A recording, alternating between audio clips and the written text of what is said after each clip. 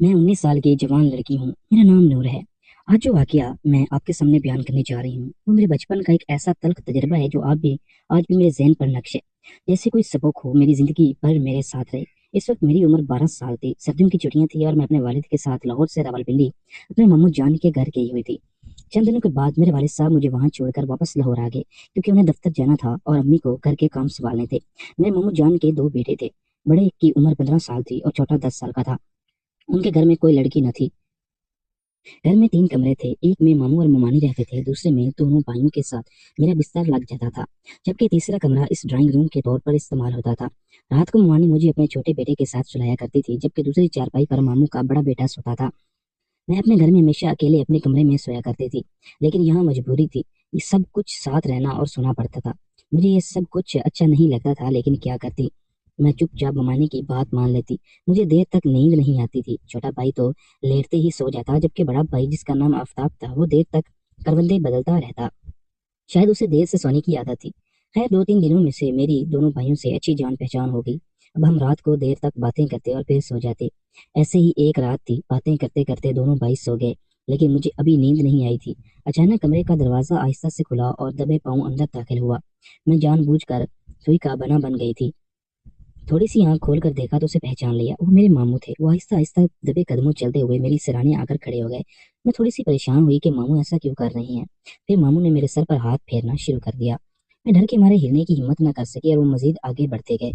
انہوں نے میرے گلے سے ہاتھ کرتے ہوئے میری قمیض کے اندر ہاتھ ڈال دیا اور دوسرا ہاتھ میری کمر پر پھیرنے لگے۔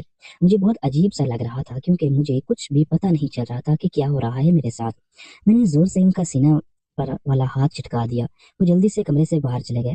ساری رات مجھے نیند نہیں آئی اور میں صبح دیر تک سونے لگی۔ ممانی نے بھی مجھے نہیں جگایا۔ جب میں جاگی تو ماموں کام پر جا چکے تھے۔ اس رات کو دیر سے گھر رہے اور چپکے سے سو گئے۔ شاید ان کے دل میں کوئی اور بات تھی اور میں بھی ان کا سامنا نہیں کرنا چاہتی تھی۔ اگلی رات میں ڈرتی رہی، لیکن ایسا کوئی واقعہ پیش نہیں آیا اور 2 3 دن گزر گئے۔ اتوار کا دن آیا، اس دن ماموں کی چھٹیاں تھی اور وہ گھر پر ہی تھے۔ ممانی سے کہنے لگے نور کو گھمانے پھرانے لے چلتے ہیں، کیا خیال ہے؟ ممانی خوشی سے راضی ہو گئی، لیکن جب ماموں نے یہ تو کہا، یہ میرے کان کھڑے ہو گئے اور اس رات والا واقعہ میری آنکھوں کے سامنے گھوم گیا۔ لیکن میرے علاوہ کسی دوسرے نے ان کی بات کی گہرائی سمجھنے کی کوشش نہیں کی۔ پھر سب کا گھومنے پھرنے کا پروگرام بن گیا۔ سارا دن ہم لوگ بہت انجوائے کیا، شام کا کھانا بھی باہر سے کھایا، جس کی وجہ سے ہم کافی تھک گئے تھے اور رات کو گھر پہنچتے ہی سب لیٹ کر سو گئے۔ اس رات تھکن کی وجہ سے میں بھی جلدی سو گئی۔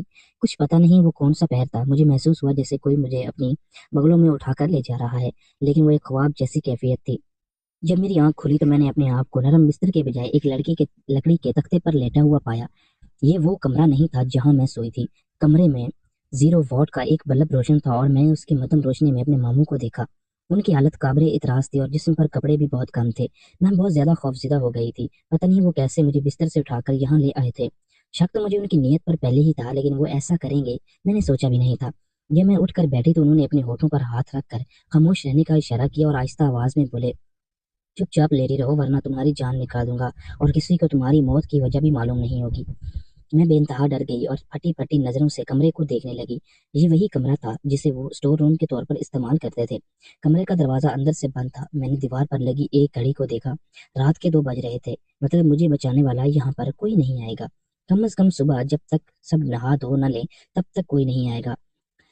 تب تک 6 گھنٹے، اس دوران شاید مجھے موت ہو جائے۔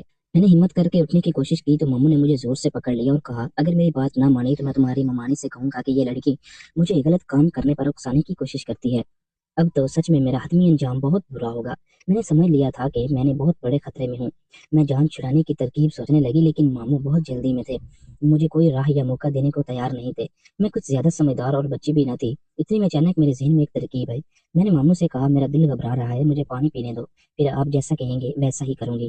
ماموں یہ جب سن کر سمجھے کہ میں مان گئی ہوں تب خوشی سے ان کی بات چیت کھل گئی۔ میرا ارادہ یہ تھا جب میں پانی پینے جاؤں گی تو موقع پا کر بھاگ جاؤں گی، لیکن ماموں بہت چلاک تھے، کہنے لگے آرام سے یہیں بیٹھو، میں پانی لے آتا ہوں۔ انہوں نے میری آخری امید پر بھی پانی پھیر دیا، لیکن پھر میرے دماغ میں خیال آیا جیسے ہی ماموں پانی لینے جائیں گے میں یہاں سے بھاگ جاؤں گی۔ لیکن ماموں شاید ہر کام میں مجھ سے زیادہ تجربہ رکھتے تھے۔ وہ میرے لیے پانی لینے گئے تو باہر سے کنڈی لگا کر نکلے اور میں کمرے میں ہی رہ گئی۔ میری تمام تر امیدیں دم توڑ چکی تھیں۔ وہ مجھے کسی صورت میں بھی نہیں جانے دینا چاہتے تھے۔ مجھے اپنی عزت مکمل خطرے میں نظر آ رہی تھی۔ मामू मुख्तलिफ कपड़ों में ही बाहर चले गए। वो अपने ज्यादातर कपड़े इसी कमरे में छोड़ गए थे। अचानक मेरे दिमाग में बचने का एक आखिरी तरीका आया और मैं किसी सूरत मौका गंवाना नहीं चाहती थी, चाहे बाद में इसकी कीमत भी चुकानी पड़े। मैंने जल्दी से उठी और कमरे का दरवाजा अंदर से कुंडी लगा दी और वापस लकड़ी का तख्ता जाकर लेट गई।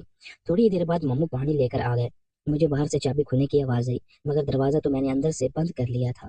वो परेशान होकर आहिस्ता आहिस्ता आवाज में मुझे पुकारने लगे, नूर दरवाजा खोलो, पानी ले लो। लेकिन अब दरवाजा बंद था और उनके कपड़े अंदर पड़े थे और अपने ही जाल में फंस गए थे और मेरे मुंह चढ़ा रहे थे। मैंने उनकी एक न सुनी। वो थोड़ी ही देर में वहां से भाग गए। मैंने सुबह तक वहीं लेटने का फैसला किया। मैं सारी रात जागती रही और हर आहट पर कांपती रही। सुबह की पहली किरण नमूदार होने से पहले ही मैंने दरवाजा खोला और देखा कि बाहर किसी का नामो निशान नहीं है। मैं जल्दी से अपने कमरे का रुख किया। छोटा छोटा भाई अभी तक गहरी नींद में था। बड़ा भाई भी सो रहा था। मैं चुपके से अपने बिस्तर पर लेट गई और आंखें बंद कर ली। जब मानी ने मुझे नींद से जगाया तो मैंने मामूल के मुताबिक उठकर वुजू किया और नमाज पढ़ी। मेरे चेहरे से रात भर की बेचैनी और खौफ साफ झलक रहा था।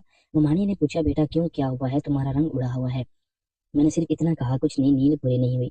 मामू घर से गायब थे। वो काम का बहाना बनाकर 3 दिन तक घर नहीं आए थे। वो इन 3 दिनों में मेरी छुट्टियां खत्म हो गई और मेरे वालिद साहब मुझे लेने आ गए। मैं उनके साथ वापस लाहौर आ गई। इसके बाद मैं कभी भी किसी रिश्तेदार के घर अकेले नहीं गई थी। मैंने इस वाक्य को कभी किसी से जिक्र नहीं किया, ना अम्मी अब्बू से, ना किसी बहन से, और ये मेरे दिल में एक जख्म बनकर रह गया था।